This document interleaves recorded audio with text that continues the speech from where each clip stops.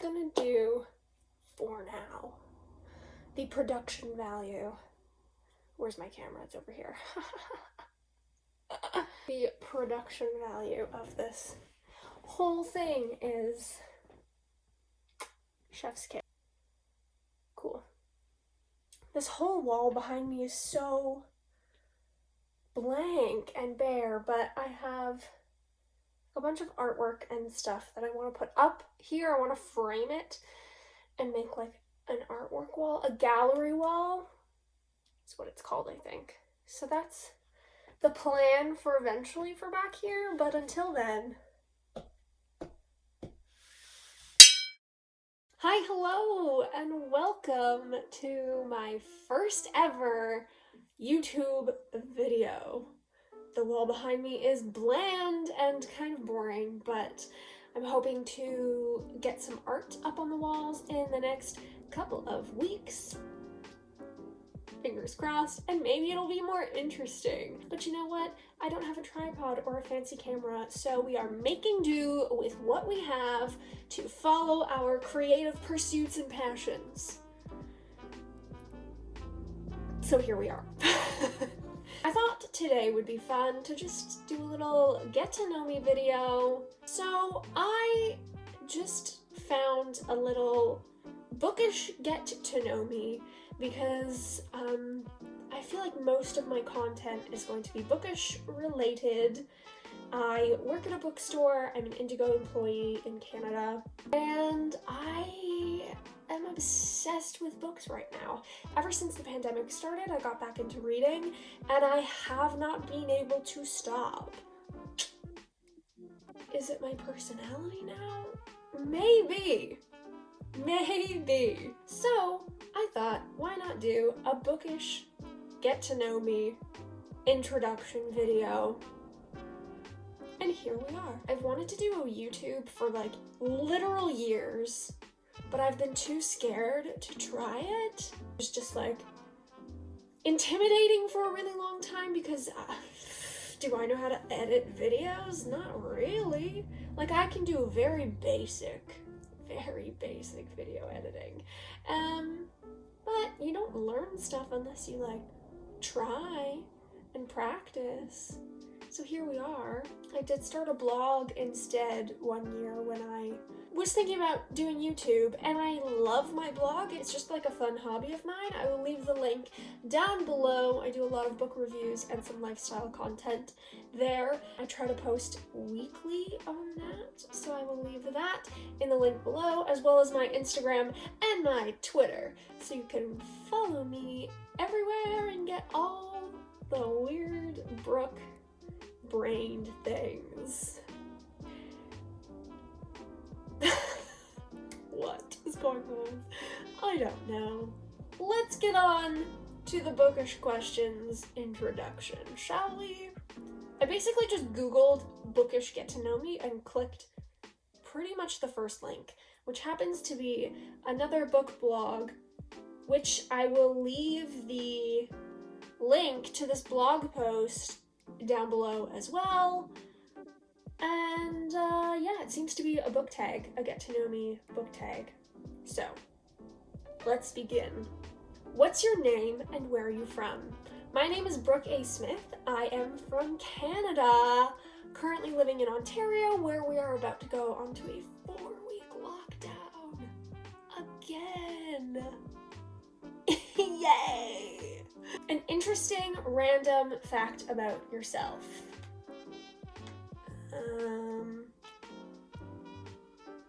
That's a great question. I am an actor. I love theater. I own a guitar and a ukulele, and I can play neither of them. Oh, here's a good one. I have asthma, and I have Wolff-Parkinson-White syndrome, which is a heart condition. Which, I guess that's a weird, interesting fact about me. Other than reading, what are your other favorite hobbies? Okay, other than reading, what are my favorite hobbies? I like to sing and act. I enjoy dancing. Blogging is a good hobby. I have a Bookstagram account, which I'm always excited about and pretty proud of right now. I've grown a lot in the Instagram department in this last, like, 2-3 months. And, yeah. I do want to learn to sew. Yeah, my mom and I, purchased a sewing course online, and, we got a sewing machine for Christmas, so we should probably start doing that, but we have not looked at it not once. So, eventually we'll learn to sew, and maybe that will become another hobby of mine. What are you reading at the moment?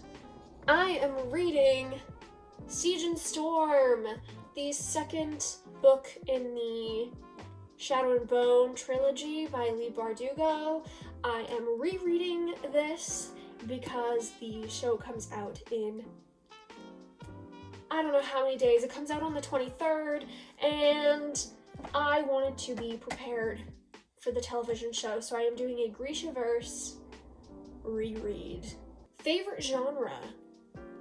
Fantasy, YA fantasy, NA fantasy, fantasy in general. Definitely favorite genre. I also love a good YA contemporary fiction, sometimes, but fantasy's where it's at. Where it's at. It's the best. It's very good for escapism, which is necessary for these times, I feel. How many unread books are on your shelf? Why do I feel like I'm being tagged? I have to look. Physical copies. Oh, wait. I lied. 19, 20. Technically there are 21 physical copies that I have not yet read. If I added all of the Kindle books that I have on my iPad, it might be like close to 30 or more. Something like that, maybe. One of your favorite books that you've ever read? I recently read Firekeeper's Daughter by Angeline Boulley. I need to get it. Please don't fall over. Oh gosh. Oh. That's what I didn't want to. Hi. Don't worry. I'm gonna fix it. Hi. Is that where we were? Close enough. This is one of my favorite books that I have ever read. I read it really recently. It's a beautiful book. I can't even... Please read it. Just please read it. It's a YA contemporary thriller, I want to say. It's about... I'm out of breath. Wow. Yikes. We haven't been doing much physical activity this winter, and it shows.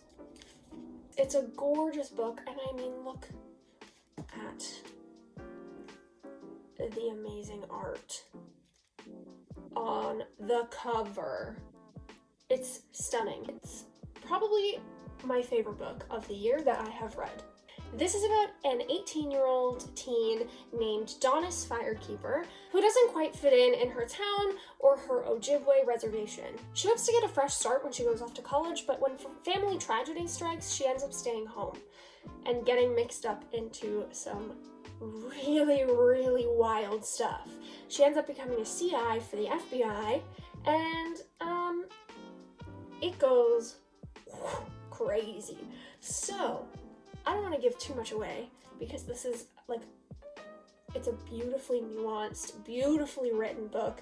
It's a book that's going to stay with me for the rest of my life, and I will recommend it to every single person I ever meet. Read this book, please. Favorite book you've read so far this year? Maybe I should have read these questions before I started pulling books. Besides Firekeeper's Daughter, if we're going to pick... Okay. It's either gonna be From Blood and Ash by Jennifer L. Armentrout, Cemetery Boys by Aiden Thomas. I want These Violent Delights by Chloe Gong in there too, because I loved it. I loved it. As an actor, the Romeo and Juliet, oh, I can't wait for the second book. I'm so excited. My favorite author. This is such a tricky question. Right now, Jennifer L. Armentrout, I'm really enjoying her work. So far I've read 2 of her book series, the From Blood and Ash series and the Storm and Fury series. It's probably not what the series is called, but the first book is called Storm and Fury. And both series, I have just like eaten them up, like forgotten reality for the amount of time that I was reading those books. And like, here's a great story. My best friend's birthday is at the end of February. I was reading the second From Blood and Ash book, and I completely forgot about her birthday because I was so absorbed in the book, and I didn't realize that I had forgotten about her birthday until 2 weeks later. Do with that information what you will. Please note that I did send her a big apology and a birthday gift, like immediately after. Yikes. An underrated book that you loved. Seafire by Natalie C. Parker. I got this book in a blind date with a book order, and I was totally blown away by this book. It was so good. Like, I just really enjoyed it. Basically, it's strong female characters, pirates, a crew of women essentially taking down the patriarchy on the high seas. Need I say more? It's really good. There are 3 books. It's a trilogy. The 3rd book just came out. I have not yet read it. I read the first 2, and I really, really loved it, and I've never heard of these books before. I've never seen them on Book Talk or Bookstagram or wherever. So, Seafire. A book that you didn't enjoy and thought was overrated. Me peeking at my shelves. Don't hate me. Okay, here we go. The Cruel Prince trilogy. Don't get me wrong, I enjoyed them, but I heard so much hype about them, and they were not at all what I was expecting. I was let down a smidgen by those books. And also, this might be a personal thing because I had high expectations and hopes for what this book was going to be, and it wasn't that. So, A Court of Silver Flames, I feel let down by. I really do. I love ACOSF. Like, is it the greatest literary work in the world? No. But that's okay. I still love it anyway. That's okay. It does something for my soul, alright? But the first 2 books for me were the best. And then it starts to like kind of go downhill. I was really hoping that Silver Flames was gonna come back with plot. And we were gonna go somewhere. And we didn't. Don't get me wrong, I loved reading about Nesta and getting Nesta's story. And I loved the addition of Nesta's friend group. This is me trying not to spoil too many things in the book. But we only had plot in like the last 100 pages or so. It's an 800-page book. The rest of it was character development, which was great and important, and it was important that Nesta dealt with that trauma. I don't know why I'm waving a pen around, it's just where we're at. It was important that Nesta dealt with that trauma, but I was really, really hoping for plot, and we really, really just didn't get much of it. There we are. Next question. How many books did you read in March, and what are you aiming for this month? This is the last question. Let's check Goodreads. Oh, I'll leave my Goodreads link in the bio also. Come be my friend! Wow, exciting things are happening. I read 10 books in March. I hope to read more than that in April, to be honest. Probably gonna aim for more than 10, like maybe 15 to 20. I don't know. I have the rest of April off, essentially, thanks to the panoramic. One would think that I'll have a lot of reading time, and I hope that that's true. If you come be my Goodreads friend or follow my blog, I do a monthly wrap-up on my blog, where I tell you, so you'll find out. Follow me there. Anyway, that's the last question, but in addition, as a bonus, congratulations, Brooke, you're starting a YouTube channel, and thank you for watching. So here's a bonus little haul of the books I bought today, breaking my book buying ban that I was on, because lockdown was announced today and I needed some serotonin. I bought Honey Girl by Morgan Rogers. I read this book. No, I didn't read the book. I read the back of the book when it came into our store, and I was like, wow, that's like wild and sounds really good. Basically, it's about a girl, a woman who has just completed her PhD in astronomy, and she goes to Vegas with her girls to celebrate, and she ends up getting drunk and getting married to a woman that she does not know. What happens in Vegas stays in Vegas, right? Wrong. Life is crazy for her for a while, and she decides to go to New York with her wife, whom she doesn't really know, and they get to know each other, she falls in love with her, and then she has to deal with life and her fears that she has been running from. And it seems like it's gonna be such a good book filled with lots of like connection, human connection, a really cute love story, and I just get the vibes that I'm gonna get a lot of serotonin from this book. And I'm really excited to read it. And also, can we just appreciate this cover for a hot second? How beautiful is that? I'm in love. I can't wait to read this.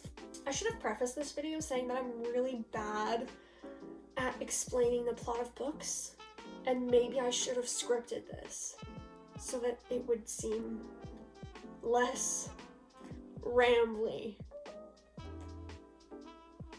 Just me living authentically on tape for you. Next is The House in the Cerulean Sea by T.J. Klune. I hope I said that right. I'm really, really sorry if not. This book I have seen so many places, Book Talk, Bookstagram, and everyone that I've... Can I maybe slow down and not slur words together? Wow. Everyone that I have spoken to about this book has said that it is the cutest book ever, that it's filled with so much serotonin, and it's just so good. So that sounds exactly what I need right now. So I picked it up. Basically, here we go. Get ready. It's about a man named Linus Baker who works in the department in charge of magical youth, and he lives a quiet life with his cats and his records. But one day, his work puts him onto an assignment in which he has to travel to a distant island to visit an orphanage and determine if 6 children are a really big danger to the world. 6 magical children, I should say. And when he is there, he meets some peculiar people, including the master of the orphanage, whose name is Arthur. And it's discovered that Arthur will do pretty much anything to ensure that these children are safe.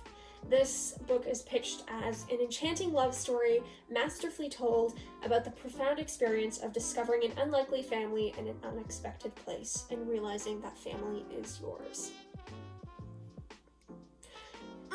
It sounds like it's gonna fill my heart with so much joy and love, and I'm so excited to read this. Red, white, and royal blue. This I have seen literally everywhere, and I thought it was about time that I looked into what the hype was all about. Essentially, from what I understand, it's about the son of the President of the United States and the son of the Queen of England, who are not... they don't really get along, and there's an issue that gets reported into the media, and for damage control, they come up with an idea to fake a friendship. But that friendship grows into a real friendship, and then they start to fall in love. But it has to be secret, or they could, like, ruin 2 countries. Upend 2 nations, it says. That seems pretty interesting. And also, this is going to be the very first book that I have read that is, like, true romance, that I have plucked from the romance section in the bookstore. Like, I don't think I've read anything ever from that section, and I'm excited about this. So, yeah, I'm here. This seems like it's going to bring me some joy, and I'm here for it. And then the last book I bought today is Lost in the Neverwoods by Aiden Thomas. I read 2 months ago, I read Cemetery Boys by Aiden Thomas, and I absolutely adored it.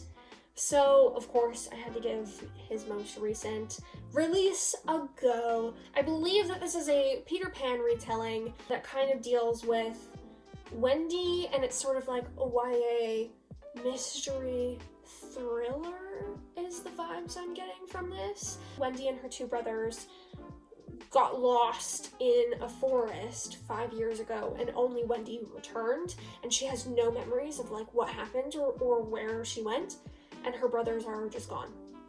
And suddenly 5 years later, children start to go missing again, and the police start to dig up all of this history and her past and everything that happened with her brothers. And then she comes across Peter, who asks for her help in finding the missing children, and she has to confront her fears and her past with the woods. This sounds so good, and I loved Aiden Thomas's writing in Cemetery Boys, and I am very much looking forward to reading this. I also have a friend who, like, absolutely adores Peter Pan, so I really, really hope that he reads this, and when I read it, I'm gonna let him know how good it is, because I'm sure it's gonna be phenomenal because it's Aiden Thomas, and hopefully he'll read it. Also, this is stunning, this cover. That's it, I think. That's all. I've had this tea sitting here this whole time. Just missed optimum tea temperature, but it's still warm, so welcome to my channel, the weirdness of my brain, and I hope you have a fun time. You're welcome to stay as long as you like. I love you, thank you for being here, and I can't wait to see you next time. Okay, bye!